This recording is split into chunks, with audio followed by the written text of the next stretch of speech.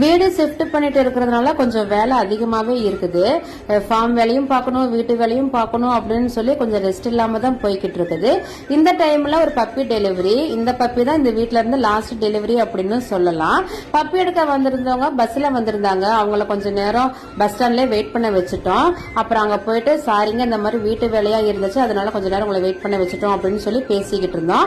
அவங்களும் பரவாயில்லைங்க வாங்க ஏதாவது சாப்பிடலாம்னு சொல்லி எங்களை கம்பல் பண்ணி கூப்பிட்டு இருந்தாங்க. இல்லைங்க அதெல்லாம் ஒன்றும் பிரச்சனை இல்ல, நீங்க இவ்வளவு நேரம் வெயிட் பண்ணிட்டு இருந்தீங்க, நீங்க சாப்பிடுங்க நாங்க வெயிட் பண்றோம் அப்படின்னு சொல்லி நான் எவ்வளவோ சொன்னேன். அவங்க இல்லைங்க ஏதாவது ஒரு டீயாவது சாப்பிட்டு போலாம் வாங்கன்னு சொல்லி கம்பல் பண்ணி கூப்பிட்டாங்க.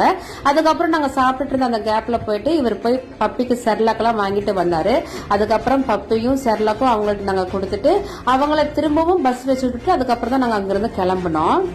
நம்மகிட்ட பப்பி வாங்குற ஒவ்வொருத்தருமே ஒரு புது உறவு அந்த மாதிரி தான் நான் ஃபீல் பண்றேன். அதே மாதிரி தான் இந்த மேடமும் அவ்வளோ அன்பா பேசுனாங்க. தங்கம் தங்கம் அப்படின்னு சொல்லிட்டு அவ்வளோ பாசமா பேசுனாங்க. அது எனக்கு ரொம்பவே பிடிச்சிருந்துச்சு. அதுக்கப்புறம் அவங்கள பஸ் வச்சு விட்டுட்டு நாங்களும் கிளம்பிட்டோம். வீட்டுல வந்துட்டு எதுவும் சமைக்காததுனால போற வழியில எங்களுக்கும் பசங்களுக்கும் ரோட்டோரத்துல ஒரு டிஃபன் கடையில டிஃபன் வாங்கணும். இந்த பப்பி டிரான்ஸ்போர்ட் டைம் எனக்கு இப்படிதான் போச்சு.